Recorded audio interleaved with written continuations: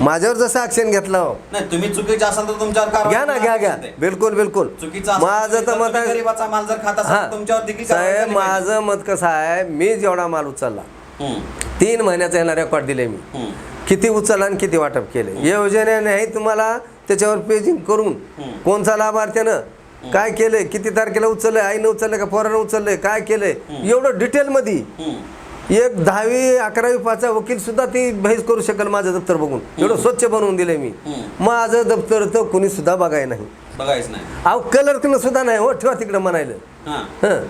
मला बघून तर कावऱ्या बावऱ्या गेलो की माझं आधी ठरवलं त्यांनी राजकीय ते दोषापोटी केलं. यांना आमदारचे फोन येऊ लागते म्हणा, त्यानंच म्हणलं रावळ साहेबांनी म्हणले मला लय फिरशेर आहे चेअरमन, आता माझा नाही इलाज, आम्ही काय करू बघा कोणतरी थांबवायचं.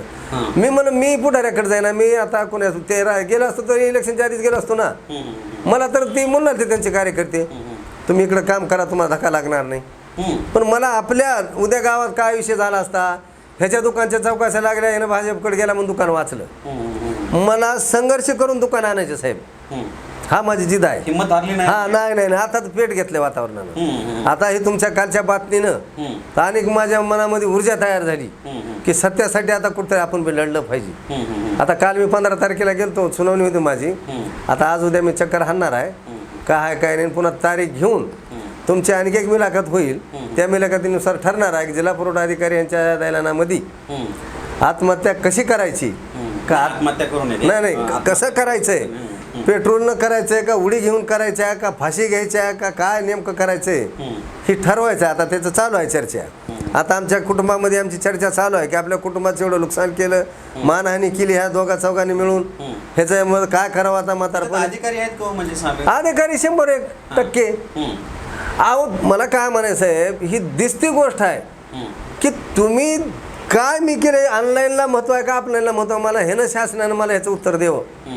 आणि तुम्ही समक्ष जबाब दिला म्हणता घेतला आमच्या मॅडमनी, मग एक व्यक्ती जर 3 जर जबाब देत असेल, मला पुरवठा अधिकाऱ्यांना उत्तर ह्याचं द्यावं की 3 जबाब देण्याचा अधिकार जर एकाला असेल, ह्याचा अर्थ जर मग शासनानं बदल केला असेल किंवा तुमची नेत बदलली असेल किंवा मग कायदा बदलला असेल, नाही तर मग तुम्ही ऑफिसमध्ये बसून तर मी आधीच आरोप केले, तुम्ही सिंधगावात ही अर्जच तयार केले नाही, एकाच व्यक्तीनं केलेत. आणि 18 वर्षाचा मुलगा लिहित बसलाय आणि मॅडमला ती जबाबाचे ती बंच आणून देतो आणि मॅडम टेबलवर उभा राहून त्याच्यावर माझ्या समक्ष म्हणून त्याच्यावर स्वाक्षऱ्या करीत उभा आहे. माझ्याकडे रेकॉर्डिंग आहे, माझ्याकडे त्याचं पेडवर दिलं आहे, मी ऑफिसला मंत्रालयात दिले, कमिशनरला दिले, ह्याची कुठलीही दखल घेईना का तर मी मुस्लिम आहो. तरी मला तरी मला वाटलं होतं साईबाबाच्या नावावर दुकान असल्यामुळे बाबाचे सगळेच भक्त आहेत, कुठतरी न्याय मिळेल, पण नाही मिळाला न्याय.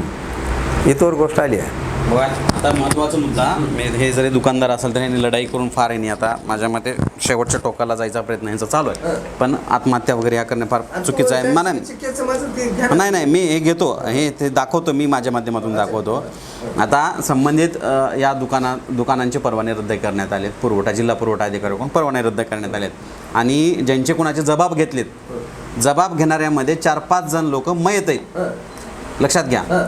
जबाब घेणारे म्हणजे जबाब देणारे लोक मयत आहेत, ते इथं हयात नाही, तरी सुद्धा त्यांचे जबाब घेण्यात आले. म्हणजे हे सिद्ध होते की ते जबाब आहेत ते खोटे आहेत. म्हणजे मयत व्यक्ती येऊन काय तिथून काय स्वर्गातून येऊन काय ते ह्यांना जबाब देत बसलाय, काहींनी मला माल दिलाय, नाही मी बोलतो एक मिनिट, मला माल दिलाय किंवा नाही दिलाय.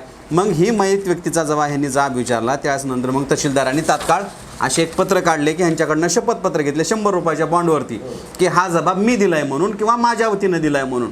एकतर मयत व्यक्तीचा तुम्ही जबाब घ्यायचा, मयत व्यक्तीनंतर मग त्याला म्हणजे अधिकृत करण्यासाठी त्याचा 100 रुपयाचा बॉन्ड घ्यायचा. मग माझा प्रश्न इथला जिल्हा पुरवठा अधिकाऱ्याला आहे, इथल्या मंत्र्यांना, इथल्या आमदारांना, हा इथल्या ज्या कोण सिस्टीममध्ये त्या लोकांना आहे की 100 रुपयाच्या बॉन्डवरती व्यक्ती जिवंत होतो का? जर 100 रुपयाच्या बॉन्डवरती व्यक्ती जिवंत होत असेल तर मग बाकीच्या भानगडी हॉस्पिटल करायची काय गरजच नाही की हो. 100 रुपये आणा, बॉन्ड लिहा आणि मयत व्यक्ती जिवंत करा, असा हा कारनामा तहसीलचा आहे. आता दुसरा मुद्दा, ह्यांचं दुकान का रद्द केलं आहे तर ह्यांच्या दुकानाचे काही मुद्दे काढले त्यांनी, महत्त्वाचे मुद्दे. दुकानात कोणत्याही प्रकारचं दप्तर म्हणजे त्यांनी उपलब्ध करून दिलं नाही म्हणे, यांच्याकडे कुठल्या वह्या नव्हत्या, वजन काटा यांच्याकडे प्रमाणपत्र उपलब्ध नव्हतं म्हणे. दुसरं, दर्शनी भागात रास्त भावदान म्हणजे रास्त भाव दुकानाचा बोर्ड लावण्यात आला नव्हता. दुकानात धान्य साठा फलक लावण्यात आलेला नाही, म्हणजे स्टॉक रजिस्टर असते ते. तक्रारीच्या अनुषंगाने अध्यक्ष नाशिक यांच्या वेळेस असे काही मुद्दे काढलेत. लाभार्थ्यांना युनिटपेक्षा अधिक मध्ये कमी माल दिला जातो. रास्त भाव दुकानदार हे शासनाने ठरवून दिलेल्या वेळेत दुकान उघडत नाहीत. शासनाची वेळ त्या बोर्डवरती असते.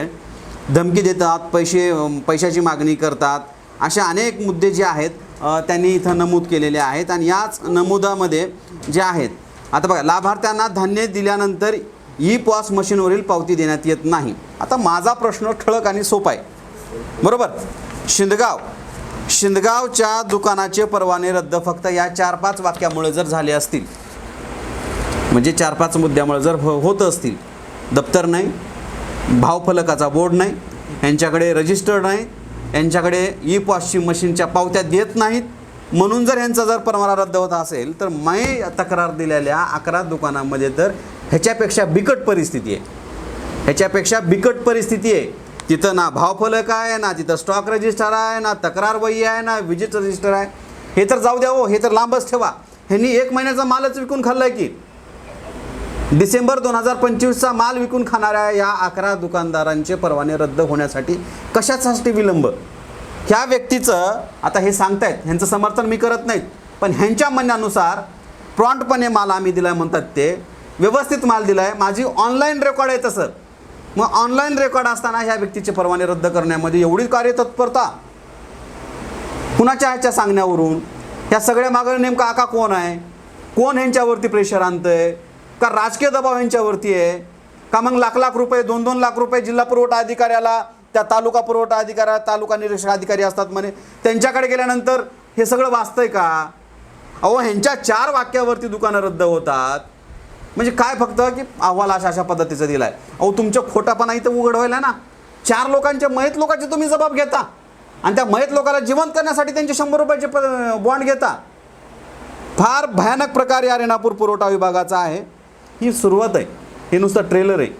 अजून तर बरंच काही रेणापूर पुरवठा विभागाचं आपल्याला बाहेर काढायचं आहे.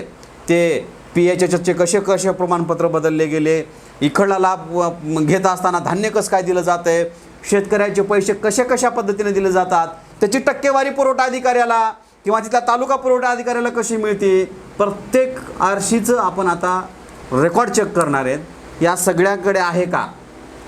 सुरुवात आता आम्ही केली आहे. आता बघूयात, या हुकमतपटांच्या दुकानावरती कारवाई करण्यासाठी जेवढी कार्यतत्परता इथल्या पुरवठा अधिकाऱ्यांनी दाखवली, इथल्या तालुका पुरवठा अधिकाऱ्यांनी 1 दिवसामध्ये जाऊन तपासणी केली आणि सगळं खोटं नाटक आहे जे रचून, आता मी म्हणणार नाही खोटं नाटक, मला अधिकार नाहीत, कारण ते अधिकारी आहेत ना, अधिकाऱ्यांचं काही चालतं, आमचं नाही चालणार. खोटं नाटक करून हे सगळं काय सुरू केलं आहे. आता सत्य असताना खोट्याला जर तुम्ही खरं करण्याचा प्रयत्न करत असाल, मग सत्याला तर करायला काही अडचण नाहीत ना. तुम्ही खुर्चीचा एवढा मानसन्मान करता, खुर्चीचा एवढा आदर करता, लोकांच्या न्यायासाठी तुम्ही त्या खुर्चीवर बसलात आणि त्याच न्याय देण्यामध्ये तुम्ही विलंब कशासाठी करताय? कशाचे चौकशीचे अहवाल मागवताय? असे खोटे. आणि काय होणार आहे सिद्ध? या नाही.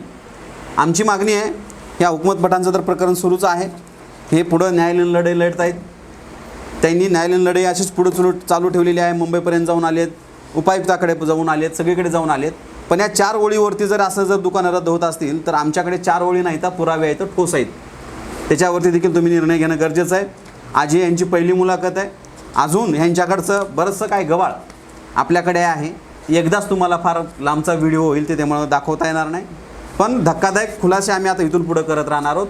आणि रेणापूरचा पुरवठा विभागाचा हा सगळा काळा कारनामा, काळा बाजार एकंदरीत तुमच्या पुढं आणण्याचा आम्ही प्रयत्न करणार आहोत. आणि गोरगरिबाच्या हक्काचा घास, तोंडचा घास पळवून हे लोक कशा म्हाड्या बांधतात, कशा ट्रिप मारतात, कुठून कुठं पैसे कसे जातात, कोण कुणाला पैसे देतं आहे, सगळी टक्केवारी कशी चालते, कुणाची साखळी कुठपर्यंत आहे, कुठं दिल्यावर पैसे कसं थांबलं जातं आहे. आता मलाही प्रश्न पडला आता पैसे म्हणल्यावर की मी बी पैसे देवे का असं मला वाटायला. आता हे 11 परवाने जर रद्द करायचं असेल तर मलाही पैसे मागतील काही लोक, म्हणजे पुरावे असताना देखील पैसे मागणार का? हे विचित्र आहे, सिस्टीम आहे. सिस्टीममधले लोक बदलले पाहिजेत. सर्वसामान्य लोकांचा हक्काचा घास, सर्वसामान्य लोकांच्या हक्काचं धान्य ह्या लोकांनी व्यवस्थित वितरित केलं पाहिजे. मी अजूनही सांगतोय, या हुकमतपटांचं मी अजिबात समर्थन करत नाही. त्यांचं चुकीचं असेल तर ते चुकीचं आहे आणि खरं असेल तर ते खरं आहे. ह्यांच्यावर जर अन्याय झाला तर त्यांच्याबद्दल मी त्यांच्याबरोबर लढायलाही तयार आहे. पण अन्याय जर समजा ह्यांनी जर जनतेला फसवलं असेल तर ह्यांच्या विरोधात देखील मी बोलायला त्याच दिवशी तयार असेल. बघूयात जेवढ्या कार्यतत्परतेनं या पुरवठा विभागाने सगळा कारभार केला आहे तेवढ्याच कार्यतत्परतेनं आमच्या तक्रारीवरती, तथ्य असलेल्या तक्रारीवरती म्हणतोय आम्ही, तथ्य असलेल्या तक्रारीवरती काय निर्णय घेणार हे पाहणं तेवढं गरजेचं आहे. पाहत राहा जनमंतकच्या वतीनं जे सगळ्या रेणापूरच्या पुरवठा विभागाचा जो काळा कारनामा, काळे कुट्ट हिंचे धंदे जे आपण बाहेर आणलेत त्या सगळ्यावरती जोपर्यंत या 11 दुकानाचे परवाने रद्द होणार नाहीत तोपर्यंत आमची ही लढाई सुरूच राहणार. धन्यवाद.